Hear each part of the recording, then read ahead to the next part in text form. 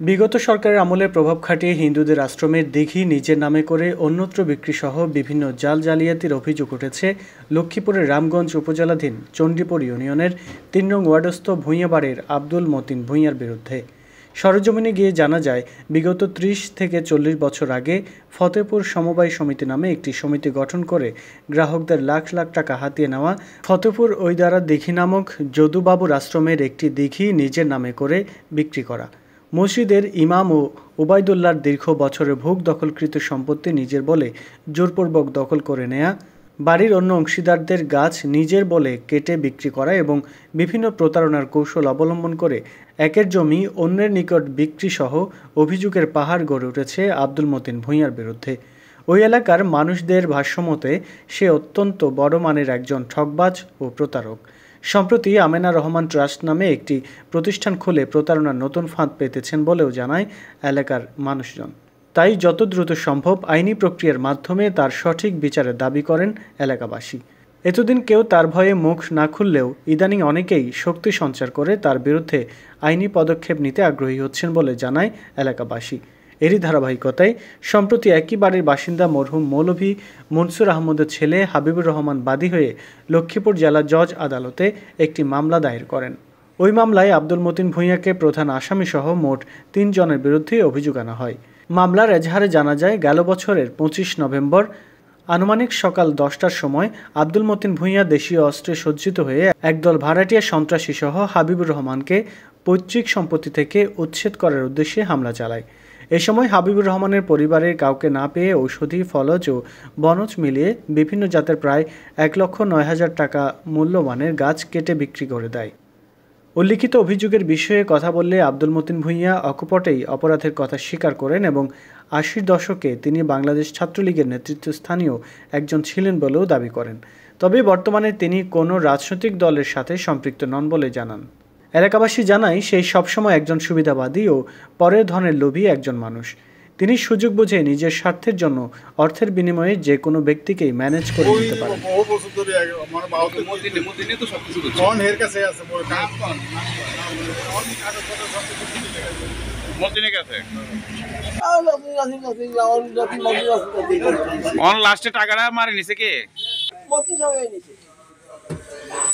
এখন সমিতির টাকাগুলা কতদিন যাবত ঘুরতেছে?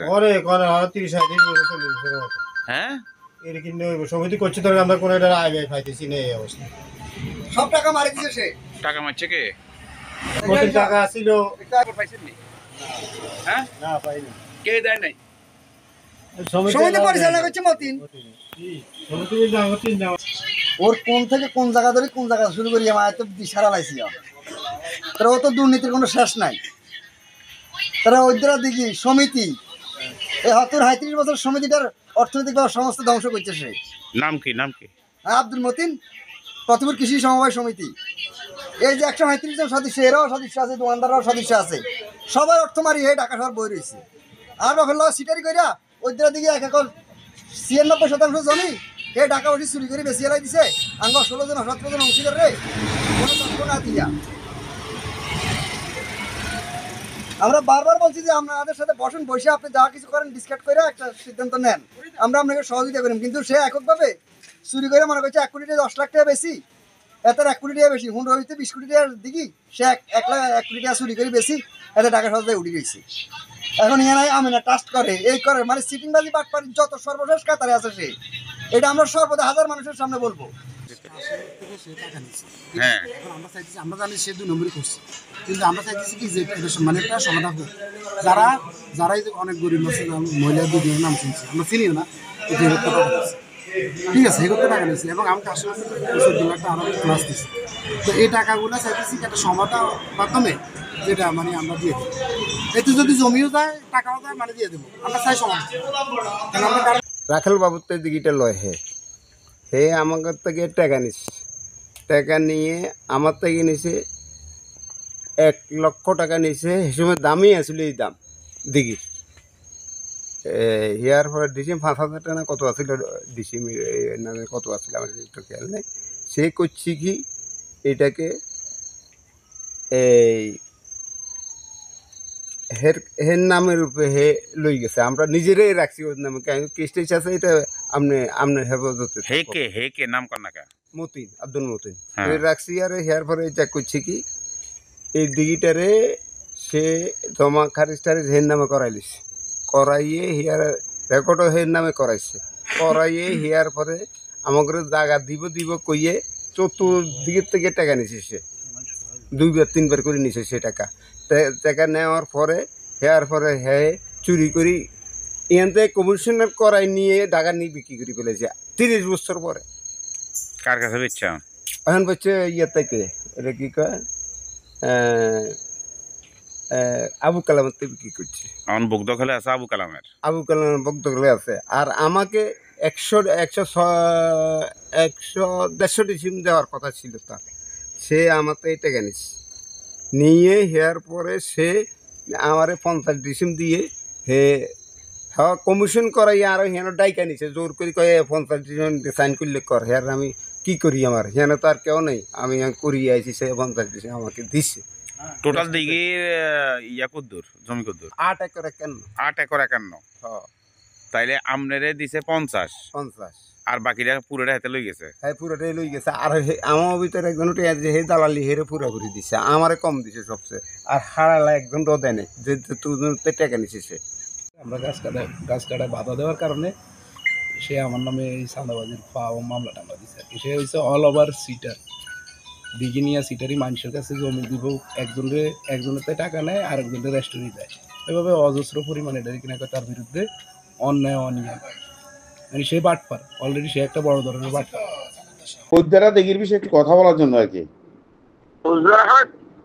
ওইদ্দারা দিঘি বলুন। ওই দিঘিটা মানে আপনি কিভাবে মালিক হয়েছিলেন আর কি, এটা জানার জন্য। আমি তো কোর্টের মাধ্যমে রায় হয়েছে, আমি খরিদ সূত্রে মালিক হয়েছি। খরিদ সূত্রে মালিক হয়েছেন না?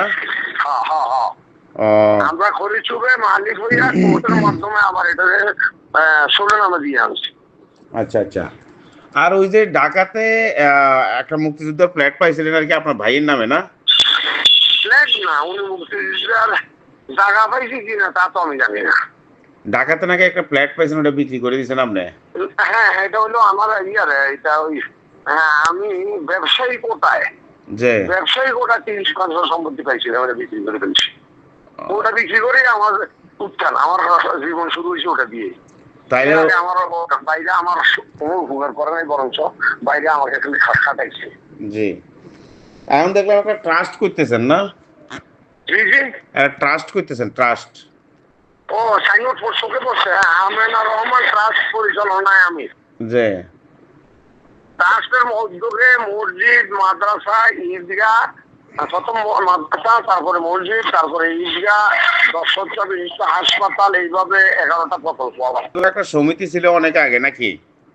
হ্যাঁ, ফতেহুল নবীন কৃষক সমবায় সমিতি, ওটার মাধ্যমে আমি ওটাকে ডাইভার্ট করে ইসলামী ব্যাংক নামে আমি সাথে কথা হয়েছে। ইসলামী ব্যাংক, এই ফতেহুলের ইসলামী ব্যাংকের আদলে একটা ব্যাংকে সমিতির উদ্যোগে করবো, আমার মা এবং সমিতির উদ্যোগে। সেই ক্ষেত্রে তো আপনার 10 থেকে 15 জনের বক্তব্য আছে আমার কাছে, ওনারা ভুক্তভোগী, ওনারা এই পর্যন্ত কোনো টাকা পয়সা পায় নাই। হ্যাঁ, ওদের নাম আমার দেন, আমি ওদেরকে নিয়ে আপনার কাছে আসবো, টাকা আমার কাছে, এতে কোনো সন্দেহ নেই। বাড়িতে কামাল সাহেব মানে ঘরের পাশে মসজিদের ইমাম সাহেবের কিছু দখল করে নিছেন? না, দখল করে না, আমরা দলিল দেখাইয়া জমা খারিজ করা, দলিল দেখাইয়া তখন আমাদের জরিপ চলে।